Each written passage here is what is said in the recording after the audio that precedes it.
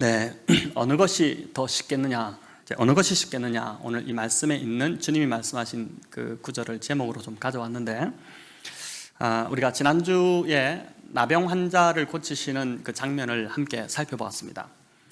그 본문의 한 구절로부터 오늘 다시 설교를 좀 이어가려고 합니다. 마가복음 1장 42절에서 44절의 상반절인데 우리 한번 같이 읽어보겠습니다. 곧 나병이 그 사람에게서 떠나가고 깨끗하여진지라 곧 보내시며 어무 경고하사 이르시되 삼가 아무에게 아무 말도 하지 말고. 자, 여러분 여기 보면은 예수님께서 나병 환자를 고치셨는데 이 고침받은 나병 환자에게 주님이 뭐라고 말씀하셨냐면은 여기 엄히 경고했다 이렇게 나오죠. 왜 이게 엄히 경고했다? 이거는 굉장히 강력하게 주님이 말씀하셨다는 것인데, 경고하신 내용이 아무에게 아무 말도 하지 마라, 이 말씀을 하신 것입니다. 그리고 다만 제사장에게 가서 네가 깨끗하게 된 네 몸을 보이고 네가 다 나았다는 것을 공식적으로 확인만 받으라, 이제 그렇게 하셨죠.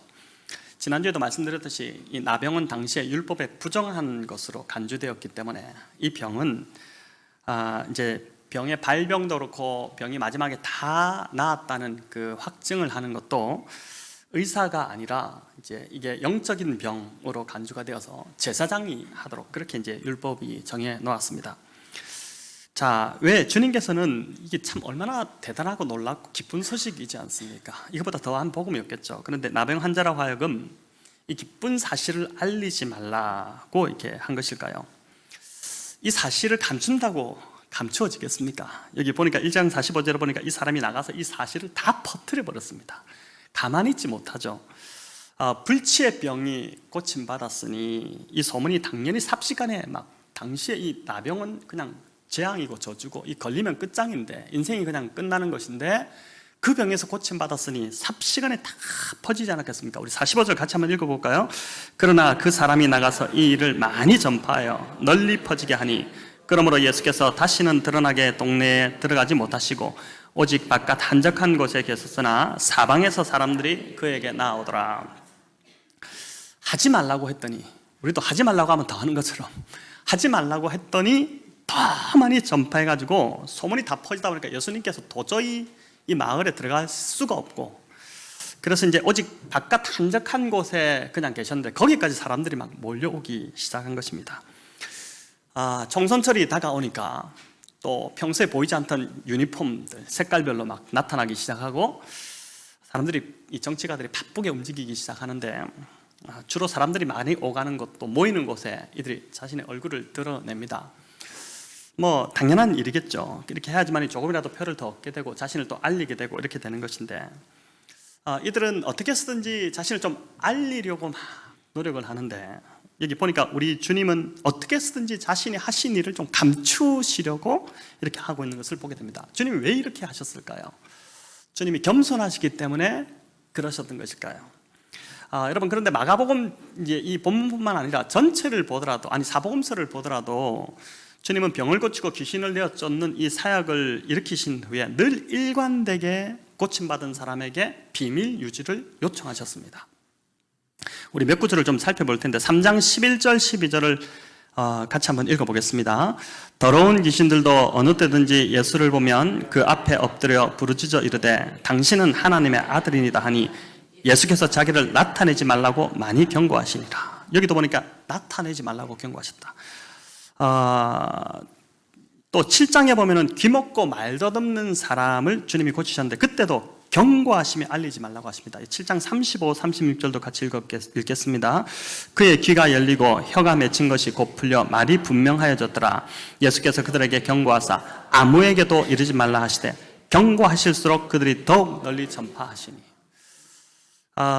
말하지 말라고 하면 더 말하고 싶은 게 사람의 심리인데 주님이 이 심리를 이용해서 좀 뭔가 더 퍼뜨리려고 하셨을까?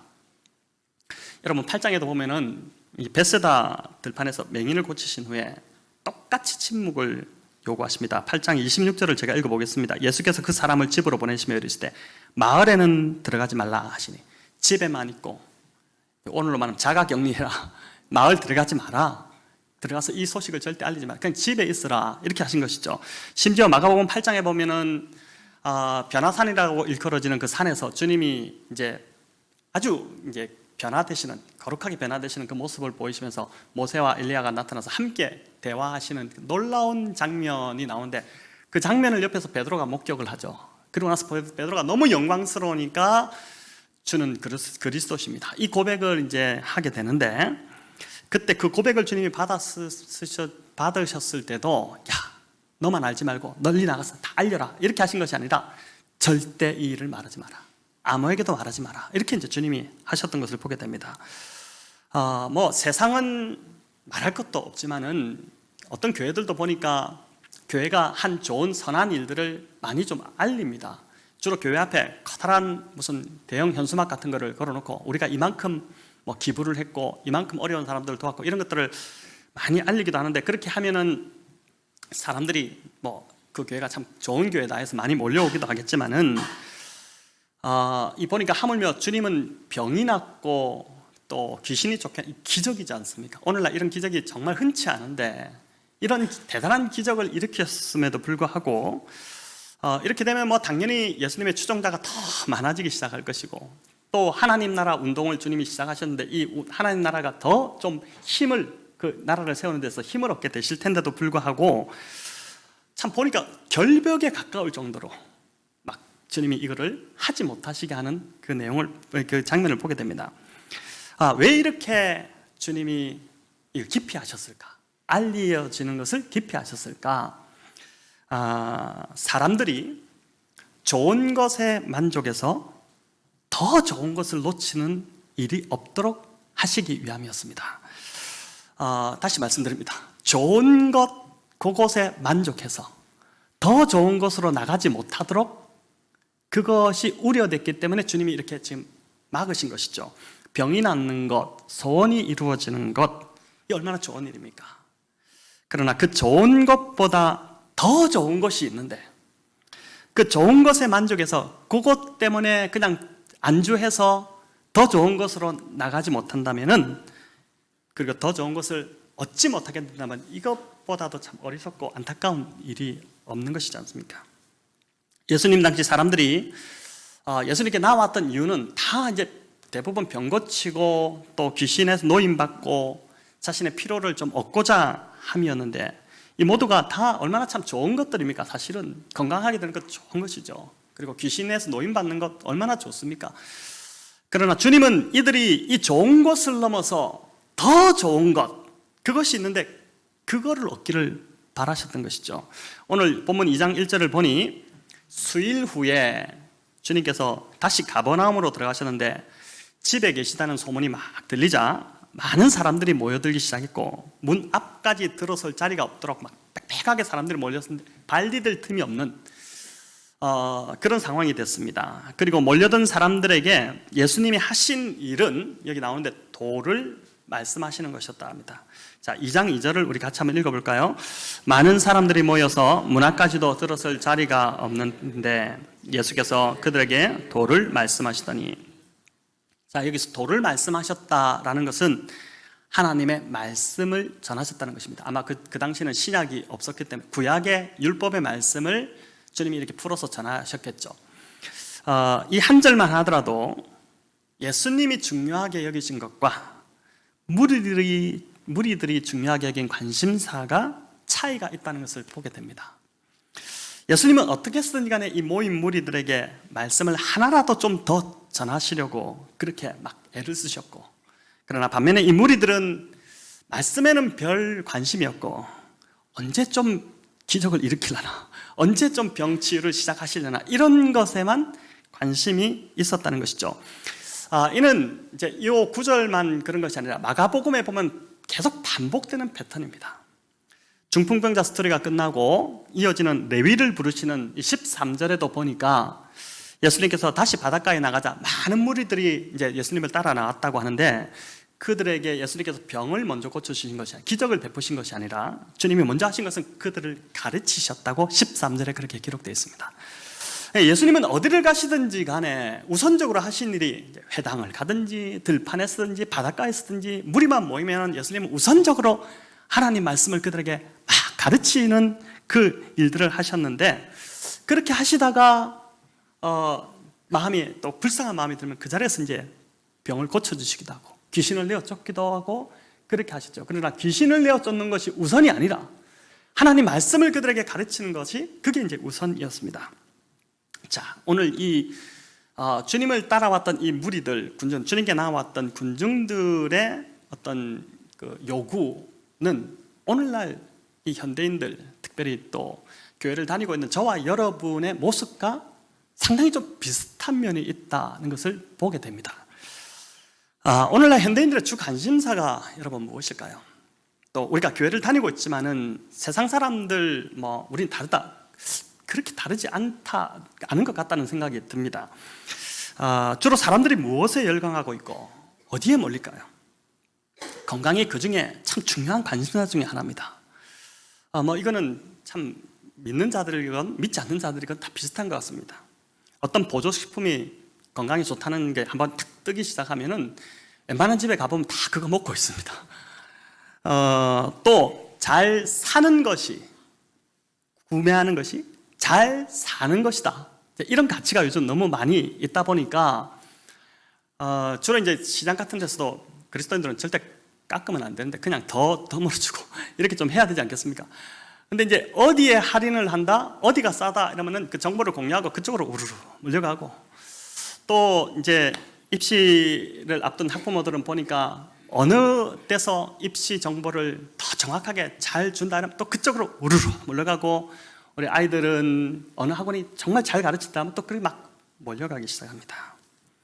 그러나 하나님 말씀에는 보니까 별 관심이 없고 그 말씀을 중요하게 여기지도 않는 것이 참 우리 모습이 아닌가라는 이 군중들을 바라보면서 좀 돌아보게 되는 것이죠. 제가 우리 전도사님들과 좀 계획하고 또 하고 싶은 것이 하나 있는데 이제 온 가족 큐티 나눔입니다. 물론 이제 자녀들이 없는 가정들은 이제 부부가 좀 함께 하셔도 좋을 것 같아요. 이게 우리가 성경을 참 의외로 많이 못 읽습니다. 성경을 참 많이 안 읽고 지나가고 1년에 1독도 안 하고 막 이렇게 지나가는데 이제 그 어린이 큐티가 저희는 별도로 없다 보니까 보통 큰 교회들은 이제 부서마다 어린이 큐티가 다 있는데 성경을 한 장씩 좀 읽을까? 온 가족이 이렇게 좀 고민하다가 이제 아이디어가 생긴 게, 우리 지금 하나님 나라 큐티를 하고 있으니까 이 세 번역이라서 아이들도 좀 쉽거든요. 그래서 세 번역으로 구절이 좀 짧습니다. 한 장도 사실은 분량이 안 읽는 사람들한테는 굉장히 많게 느껴지고 나중에 밀리면 감당 안 되고, 그래서 결국 포기 많이 하지 않습니까? 성경 읽기 하다가. 근데 이제 그 부분을 저녁에 같이 어떨 땐 짧으면 5절 되기도 하고 4절 되기도 하고 이렇게 되는데 세 번역으로 함께 읽고, 또 글자를 모르는 어린아이들은 부모님이 읽어주시고, 그리고 나서 부모님이 설명을 잠깐 해주시는 겁니다. 어떻게 설명을 할 수 있습니까? 아침에 새벽기도 뜹니다. 듣기만 하시면은 충분히 그 중에 다가오신 거 한 구절이라도 설명할 수 있습니다. 그렇게 하고 기도로 하루를 이렇게 마친다면 여러분 어떻겠습니까? 이게, 그리고 이제 우리 주일학교 아이들 유치부, 초등부 같은 경우는 이제 큐티, 온가족 큐티 점검표, 또 이렇게 나가야지 부모님들이 체면 때문에라도 또 막 이렇게 하기 시작할 텐데, 이게 뭔가 제도가 좀 걸리면은 이게 되겠죠. 그래서 조금 더 이제 우리가 고민하고 함께 연구해서 3월 정도부터 이거를 좀 해보면은 아마 이렇게 우리 온 교회가 더 이제 큐티에 집중하고 하나님의 말씀을 읽고 이렇게 되다 보면 이게 참 은혜가 있지 않겠나, 이런 생각을 해보게 됩니다. 자, 여러분, 예수님과 모인 군중들의 기대치가 지금 다릅니다. 그죠? 이 지금 중풍병자를 고치는 이 집은 지금 베드로의 집으로 추정을 하는데, 막 그렇게 크지 않은 집에 사람들이, 예수님이 앉아 계시고 방 안에 사람들이 막 몰려왔는데 예수님은 어쨌든 지금 말씀을 전하려고 하고 계시고, 군중들은 언제쯤 고쳐주실라나 이렇게 하고 있는 이 긴장감이 흐르는 긴장감이 감돌고 있을 때 이 긴장감을 깨는 한 사건이 발생하는데, 어떤 네 사람이 예수님의 말씀을 전하고 계신 그 집의 지붕을 뚫고 중풍병자를 들것에 이게 달아서 내리는 일이 일어난 겁니다. 여러분, 이게 굉장히 좀 센세이션한 그러한 일입니다. 그렇지 않겠습니까? 이들은 아마 중풍병자의 친구였을 것 같습니다. 자신의 힘으로 전혀 거동할 수 없는 사람인데 친구를 사랑하는 마음에 이 중풍병자를 들것에 실어 와서 지금 예수님께 나온 것입니다. 어제 이제 뉴스 보도를 보니까 우한 교민 그 366명인가 1차로 이제 들어오신 분들이 그 집으로 이제 그 14일 격리를 끝나고 돌아가는데 참 그 따뜻한 비하인드 스토리가 이렇게 뉴스로 전해지는 것을 들어 참 저도 마음이 훈훈해지고 그랬는데 보니까 그 함께 뭐 아산 시설 같은 경우는 뭐 111명 정도가 이제 정부 이제 연합 어떤 그 함께 각 부처에서 뽑아가지고 그들 섬기는 자들이 이제 그 일들을 도왔는데 보니까 이제 이 교민들에게 매일 오후 3시에 이제 라디오 방송을 이렇게 했다고 합니다. 그러니까 각 호실에서 사연을 받아가지고 그 사연을 이제 읽어주니까 너무 이렇게 서로가 막 힘이 되기 시작하고, 근데 이들이 이제 보니까 얼마나 수고를 많이 했는지 14일 동안 도시락을 매일 찬 도시락 몇 끼니마다, 왜냐하면 다 나눠주고 나서 마지막에 다 나눠주고 이들이 먹으니까 도시락이 다 식어 있고 그렇게 했고, 뿐만 아니라 또 뭐 결혼 기념일이라든지 아버지 기일도 있는 분도 있었는데 그것도 다 희생해가면서 정말 이렇게 섬겼습니다. 제가 보면서 참 대한민국이 살아있다, 아직 너무 지금 잘하고 있구나 이제 그렇게 생각이 됐고, 마치 이제 보면서 이제 오늘 이 중풍병자를 데리고 와서 막 지붕을 뜯어서 내리고 있는 이 4명의 친구들이 이런 모습이 아닐까라는 생각을 해보게 됩니다. 여러분 그 당시 이제 이제 이 지붕, 이스라엘의 가버나움에 지금도 이제 발굴되고 있는 그 집들의 구조를 이렇게 보면 지붕이 우리처럼 이렇게 이런 기와가 있고 이런 집이 아니라 아주 평평한 그런 구조였다고 합니다. 그리고 이제 옆에 계단이 있어서 올라갈 수 있는 그런 구조였는데, 주로 이제 낮에 뭐 이렇게 옥상에서 일을 하는 공간이 되기도 하고, 또 밤에는 그곳이 이제 숙소로 사용되기도 하고, 뭐 이런 구조였기 때문에 튼튼한 구조였습니다. 당시 이제 그 이 들보로 사용되는 나무가 그렇게 큰 나무들이 없다 보니까 이게 뭐 이렇게 이어붙이기보다는 그 한 나무를 갖고 들보를 만드는데 거기다 장가지들을 막 이렇게 해가지고 진흙 같은 것들 이겨서 이제 만들었는데 이게 생각보다 굉장히 튼튼했다고 합니다. 위에서 막 작업을 하고 뛰고 해도 전혀 무너지지 않을 정도였던 것이죠. 자, 그러다 보니까 여러분 이 지붕을 뜯어낸다는 것이 이게 보통 일이 아니었을 것입니다.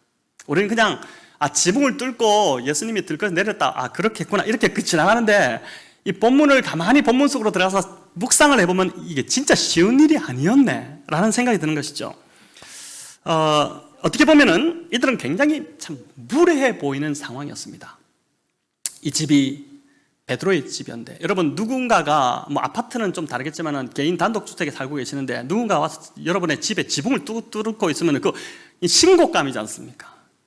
근데 전혀 허락되지 않은데 막 지붕을 뚫어서 이제 지금 그렇게 하고 있고, 또 그 안에서 말씀을 이렇게 듣고 있는데 마치 우리가 여기서 막 이게 지금 이거 하나만 떨어져도 사람들이 술렁술렁 할 건데 지금 막 흙덩어리가 떨어지고 있고 막 그 한번 맞으면 또 사고 나고 이런 상황인데 사람들도 불안해하고 이렇지 않았겠습니까? 그래서 이들은 어떻게 보면은 진짜 저 사람들은 남은 하나도 생각 안 하고 자기만 어떻게 자기 병만 고치면 되는 줄 알고 하는구나, 이런 이제 오해를 받을 수도 있었을 것입니다. 그런데 5절에 보니까 우리 주님께서 뭐라 말씀하시냐면 전혀 다른 반응을 보이십니다.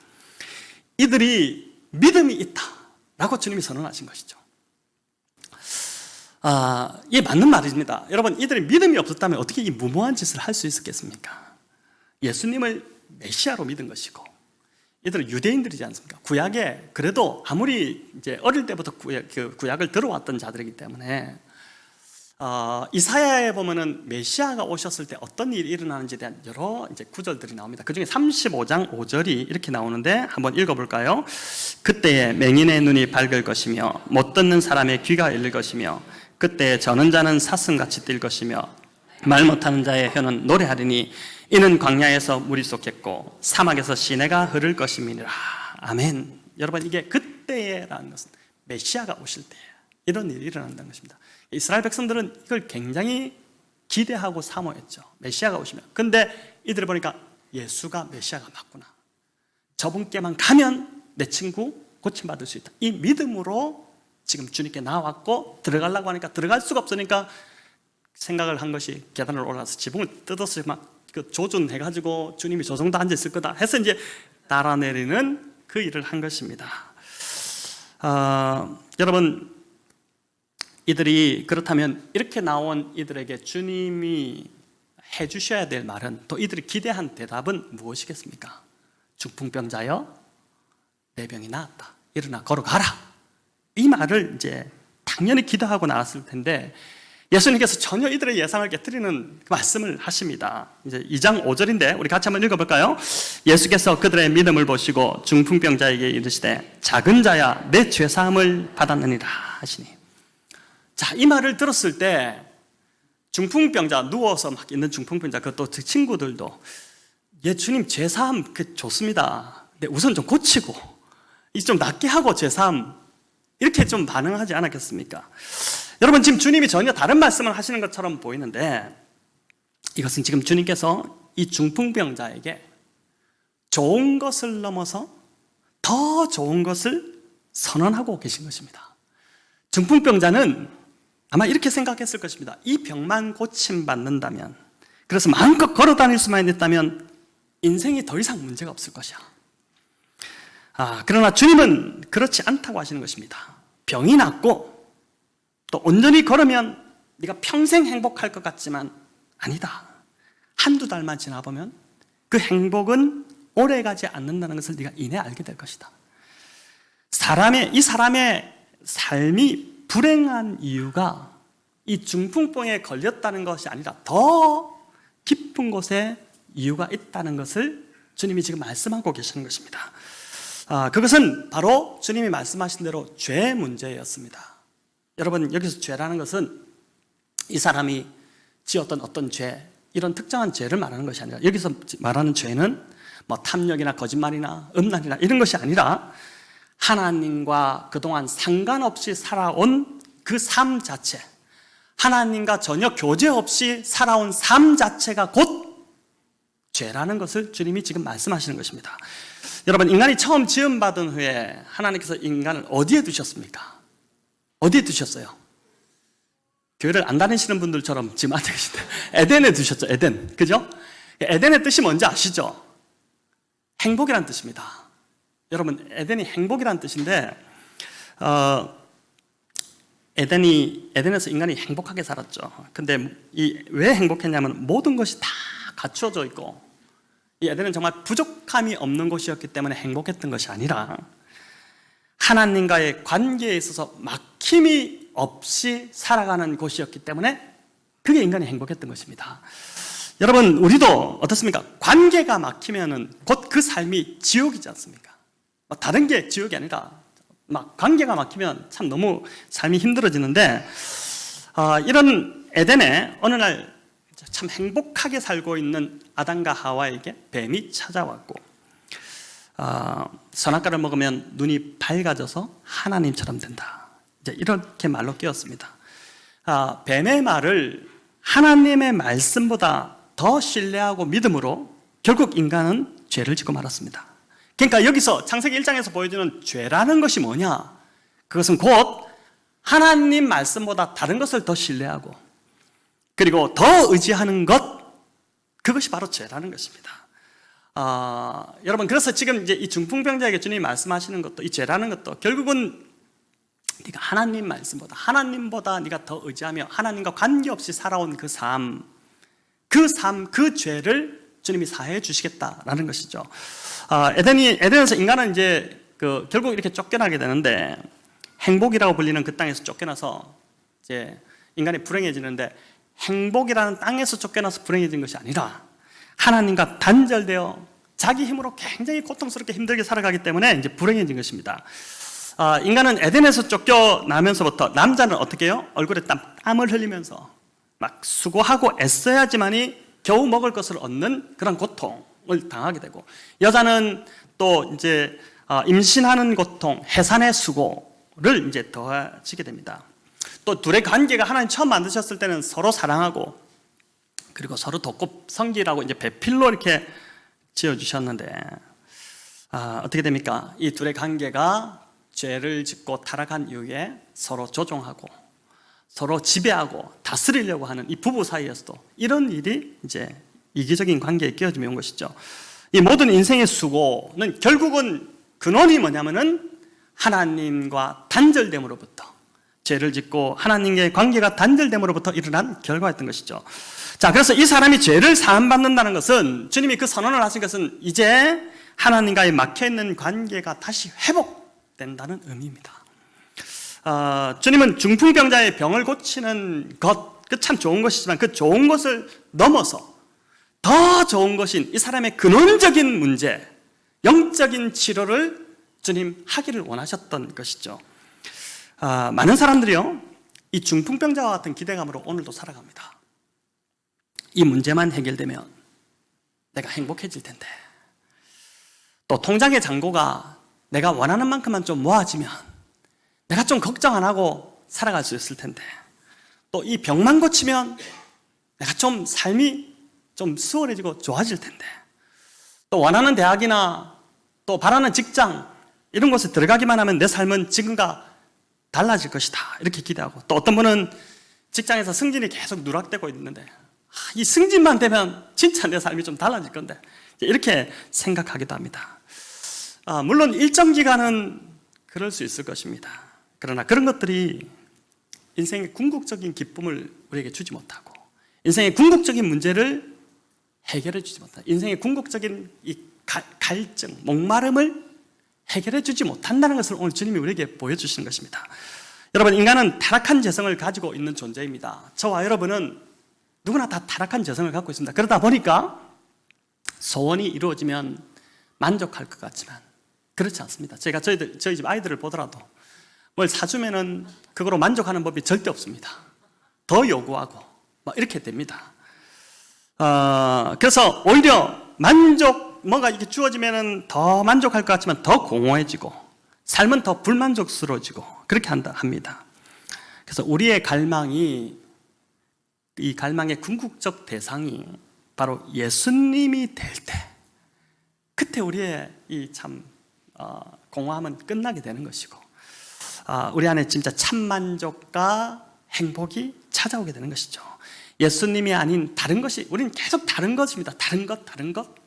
그래서 이제 이것만 좀 해결되면 좋겠다, 이것만 좀 우리가 어떻게 잘 되면 좋겠다, 이렇게 하는데, 그것이 계속 있는 한 어떻다고요?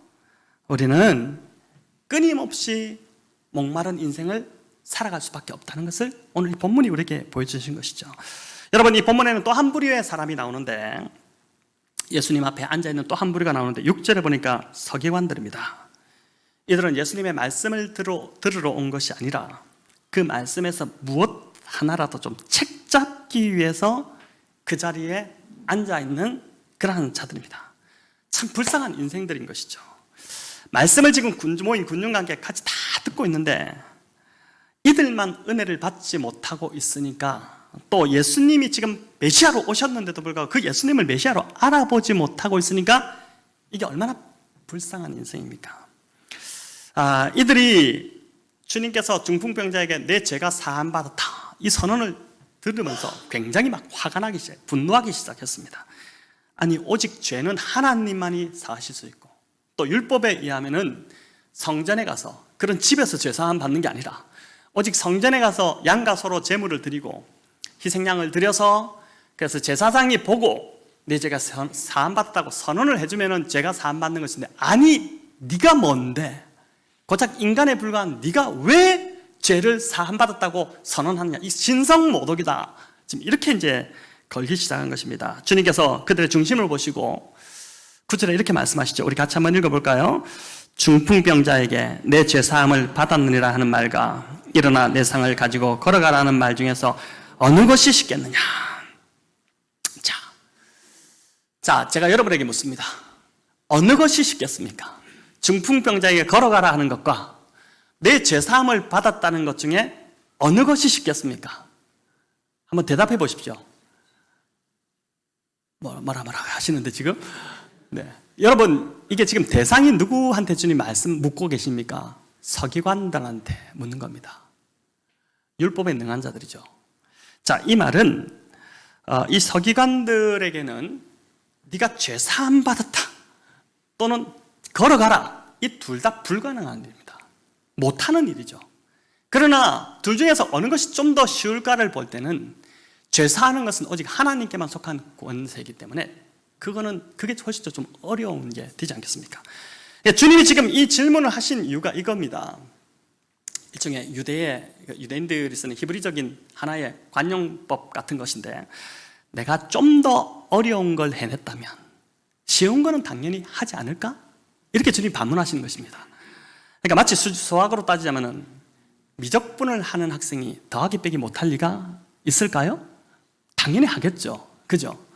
그러니까 주님이 더 어려운 죄 사함을 내가 했다면은 당연히 이 사람을 고치는 것도 내가 할 수 있지 않을까? 이러면서 그 자리에서 바로 이걸 증명이라도 하듯이 그 사람을 일으켜 세워버려서 가라고 합니다. 여러분, 이 사람이 영어 NLT 번역본에 보니까 점프업 했다고 합니다. 그러니까 이 믿음이 없었던 게 아니라 믿음으로 일어선 것입니다. 주님이 고칠 수 있다고 하니까 믿음으로 일어서신 것이죠. 여러분, 주님은 오늘 저와 여러분에게도 동일하게 물으신다고 믿습니다. 어느 것이 더 쉽겠느냐? 어느 것이 더 쉽겠느냐? 너의 문제를 해결해 주는 것과 너의 죄를 사하여 주는 것 중에 어느 것이 더 쉬울까? 네가 바라고 원하는 그 소원을 들어주는 것과 너의 죄를 사하여 주는 것 중에 어느 것이 더 쉽겠느냐? 당연히 우리의 문제를 해결해 주시고 우리의 소원을 들어주시는 게 주님께는 더 쉽다는 것입니다. 우리는 주님께 너무 쉬운 그것에 늘 목을 메고 있습니다. 또 그것이 이루어지지 않아서 늘 마음이 힘들어합니다. 그러나 정작 우리가 진짜 관심을 가져야 할 더 어렵고 중요한 문제인 나의 죄를 사하는 것에는 관심을 가지지 않는 것입니다. 여러분, 이 나의 죄를 사하는 것, 이게 뭐라고 했습니까? 관계를 회복하는 것이죠. 우리의 바람을 이루는 것을 넘어서 주님과의 깨어진 관계를 회복하는 것, 주님과의 그 친밀한 관계로 계속해서 살아가는 것, 이게 이제 이 죄 문제인데, 저와 여러분의 삶의 참 만족은 바로 이렇게 하나님과의 관계가 회복되는 그 일에서부터 시작된다는 것입니다. 우리의 궁극적인 갈망도 건강도 아니고 승진도 아니고 수입이 좀 더 많아지는 것도 아니고 바로 예수님이 우리의 궁극적인 갈망이 되어야 한다는 것을 오늘 이 본문을 통해서 우리에게 지금 저와 여러분에게 말씀하고 계시는 것이죠. 그래서 어쩌면 지금 나에게 일어난 이 인생의 문제들은 우리의 주 관심사를 돌리게 하시는 하나님의 은혜의 손길일 수 있다는 것입니다. 진짜 관심을 가져야 할 것에 관심을 두지 않기에 이런 문제를 통해서 하나님이 지금 나를 흔드시는 시간일 수 있다는 것입니다. 그렇지 않다면 저와 여러분은 절대 이전의 삶을 바꾸려고 하지 않을 것입니다. 영적 관성의 법칙이 강해도 너무 강합니다. 절대 삶을 안 바꾸려고 합니다. 이전에 살던 대로 그대로 가려고 합니다. 그렇기 때문에 문제를 허락하시는 것이겠죠. 문제를 통해서 우리의 궁극적 갈망이 바로 예수님이 되어야 함을 깨닫도록 하시는 것입니다. 자, 이제 말씀을 맺고자 합니다. 성도 여러분, 우리가 그렇게 원하고 바라는 문제, 또 기도하고 늘 기도하면서 하나님 주시옵소서 하는 이 문제는 우리 주님께는 의외로 쉬운 문제입니다. 주님은 우리가 구하는 그것을 즉각적으로 또 온전하게 주실 수 있는 능력과 권세가 있는 분이십니다. 하지만 주님은 그것이 단지 우리에게 피상적인 해법밖에 되지 않는다는 것을 잘 알고 계십니다. 그래서 지금 그 좋은 것, 그것을 넘어서 더 좋은 것, 여러분 이렇게 생각하면 굉장히 좀 기대가 되지 않습니까? 이 시간 이후에 더 좋은 것이 나를 기다리는구나. 그것을 주시고자 기다리시는 것이죠. 아직 그것을 받을 준비가 내가 안 됐기 때문에 그것을 주시고자 주님이 기다리시는 것입니다. 어떻게 보면요, 우리 부모로서 자식들 생각해 보시면 알지 않습니까? 빨리 조금이라도 더 빨리 주고 싶지, 선물을. 그걸 감추고 안 주고 막 아끼고 이렇게 하지 않지 않습니까? 빨리 주고. 주님이 우리보다 더 빨리 더 좋은 것을 우리에게 주시고 싶지만, 그러나 우리가 그걸 받을 준비가 되어야지만이 받아도 복이 되기 때문에 주님이 기다리시는 것이죠. 더 좋은 것, 뭐라고 했습니까? 저와 여러분의 궁극적인 갈망이 우리 주님이 되는 것, 우리 예수님이 되는 것, 그것이 될 때까지 우리를 빚어가실 것입니다. 여러분, 이런 주님의 빚으시는 시간 굉장히 고통스럽습니다.